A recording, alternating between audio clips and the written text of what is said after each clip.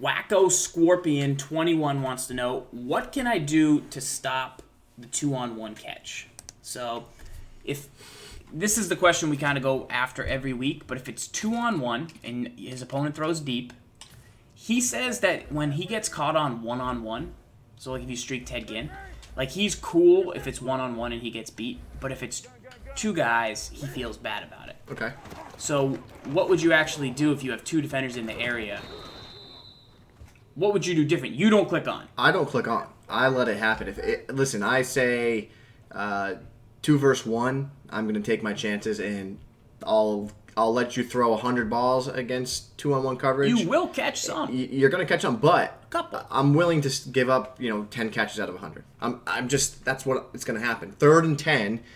That's how I play the game this year. On 1st and 2nd down, I blitz, I get real aggressive, and on 3rd downs, I clamp down, play big boy D, cover 2-man, 2 over the top, and make you beat me underneath. My tip here is going to be to play receiver. So I'm actually going to use the new patch to my advantage, and I'm going to hold down A on Xbox to play the ball,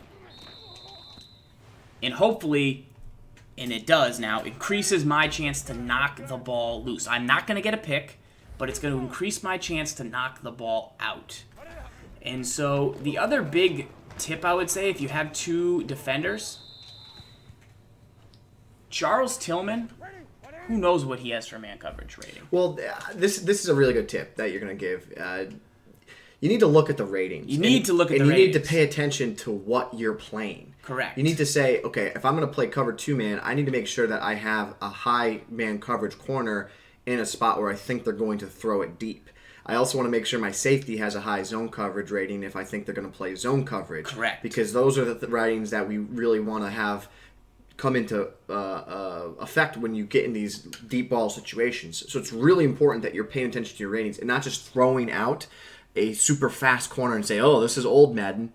I need to have a 95 speed corner. If he's in on the play, he's going to break it up. That's not true. If Charles Tillman has 60 man coverage and 90 zone coverage, and you play him in man coverage, and you hold down the A to play man, you're going to get a little boost from Roman Harper being in the area, but the interaction that's going to play is going to take into account Tillman's man rating, not his zone rating, because he's in a man assignment. So you're going to get a little boost to play man to rip it loose, but then other times Harper's going to be the guy who interacts with Ginn, and then you're going to get Harper's zone coverage rating. You'll get a boost from Tillman being in the area, but it's not going to, I don't believe, roll his ability if he's in zone or man coverage. So if it depends on the situation, it depends on the positioning. 2 guys, you heard S. Gibbs say he doesn't click on.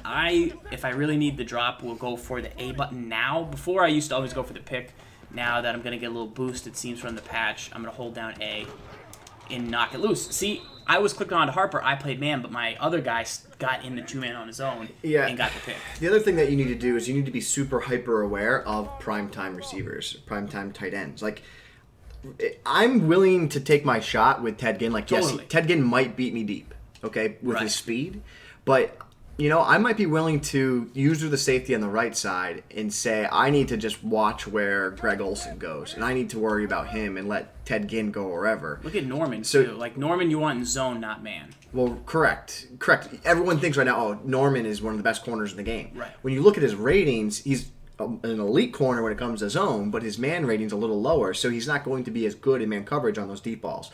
But what I'm saying here in regards to kind of let Ted Ginn go, you got to think Ted Ginn doesn't have those elite ratings where he's going to really hurt you deep. You got to think of guys like Des Bryant, AJ Green, Mike Evans, Kelvin Benjamin. These are all guys that downfield, spectacular catching traffic. They're going to absolutely crush you if you get in a one-on-one situation if you don't have a corner like Darrelle Revis with crazy man coverage, zone coverage. Totally. So you need to be hyper aware of where the receivers are. And what I love about that is that this is really kind of the first time we've played Madden. And as competitive players, we are fearful of those receivers outside of speed. Right. Outside of speed or height. So, like, it's no longer like, Justin Gage back in the day at Madden, old school. 6'6"? He was 6'4", but you could click on to him and get user catches all day. Tyrone Calico? Tyrone Calico. Didn't matter that he was like a 72 overall. Now it matters, like, okay, you need to have a primetime receiver on the outside because you need to make your opponent worry about that threat whenever the chance is. If you leave him one-on-one, you're rolling the dice. It's going to be a tough spot. It's a dice roll. You're going to take a chance. Guys, right now we are taking your questions for This Week in Madden on Twitter. You can tweet us at